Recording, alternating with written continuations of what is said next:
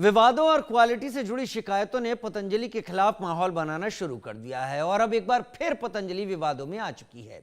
पतंजलि के कई प्रोडक्ट सवालों के घेरे में हैं। पतंजलि का घी टेस्ट में फेल हो चुका है।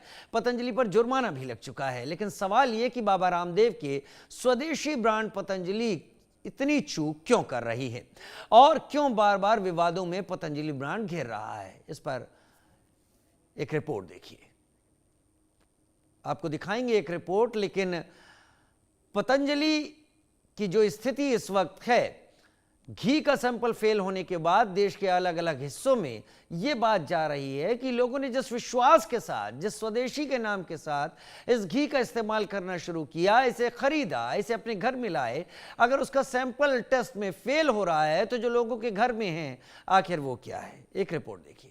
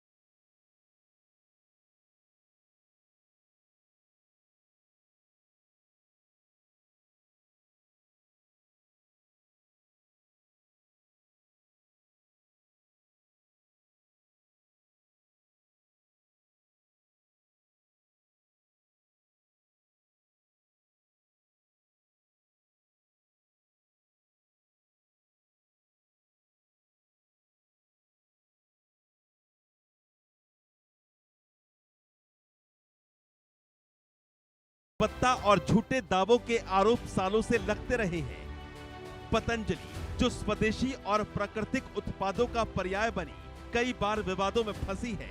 यहाँ प्रमुख आरोपों की समय रेखा। शासन को, सरकार को इनके लैब टेस्ट पर विशेष रूप से ध्यान देना चाहिए ताकि लोगों को एक सही प्रोडक्ट मिल पाए और जो प्रोडक्ट मार्केट में उपलब्ध होते हैं लोग उसी प्रोडक्ट को खरीद लेते हैं, लेकिन अगर उस प्रोडक्ट की क्वालिटी को देखा जाए तो इसकी शासन की नैतिक जिम्मेदारी बनती है कि शासन को इस घी के लैब टेस्ट की पूरी जानकारी लेनी चाहिए। 2017 आयुर्वेदिक उत्पाद फेल। आरटीआई से खुलासा हुआ कि हरिद्वार के आयुर्वेदिक कार्यालय ने 82 सैंपलों में से 32 फेल पाए गए, जिनमें पतंजलि का आंवला जूस और शिवलिंगी बीज शामिल। आर्म्ड फोर्सेस कैंटीन ने आंवला जूस की बिक्री रोकी। 2022 घी में मिलावट का पुराना केस। उत्तराखंड में घी सैंपल फेल होने पर रामदेव ने छेड़छाड़ का आरोप लगाया, लेकिन जांच जारी रही। इसी साल कोविड के नाम पर कोरोनिल को दवा बताने पर सुप्रीम कोर्ट ने फटकार लगाई। 2023 मिसलीडिंग एड्स का तूफान। इंडियन मेडिकल एसोसिएशन ने सुप्रीम कोर्ट में केस किया कि पतंजलि के विज्ञापन एलोपैथी को मूर्खतापूर्ण विज्ञान कहते हैं और डायबिटीज, हाई बीपी, अस्थमा जैसी बीमारियों के स्थायी इलाज का दावा करते हैं। कोर्ट ने 14 उत्पादों के लाइसेंस निलंबित कर दिए। बाबा रामदेव ने प्रेस कॉन्फ्रेंस में कहा, मैं मौत की सजा भुगतने को तैयार हूं अगर दावे गलत साबित हुए। 2024-25 कोर्ट की फटकार और माफी। सुप्रीम कोर्ट ने कंटेम्प्ट नोटिस जारी किया। रामदेव और आचार्य बालकृष्ण ने माफी मांगी, लेकिन कोर्ट ने चेतावनी दी, भविष्य में उल्लंघन पर कड़ी कार्रवाई होगी। अगस्त 2025 में केस बंद हुआ, लेकिन केरल कोर्ट ने गिरफ्तारी वारंट जारी किया भ्रामक दावों पर।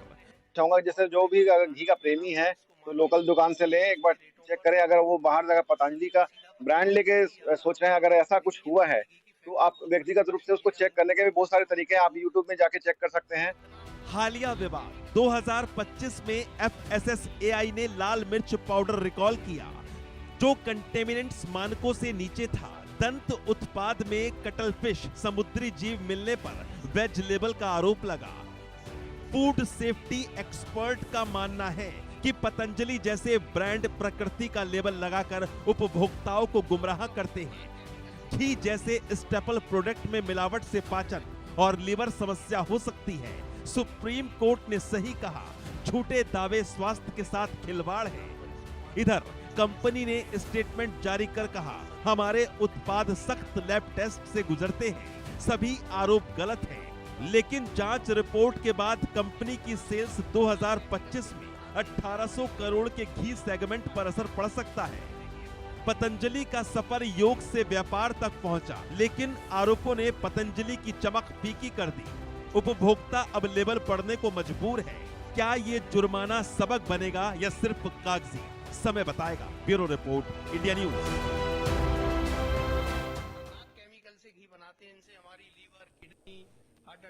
हमारे साथ हमारे कुछ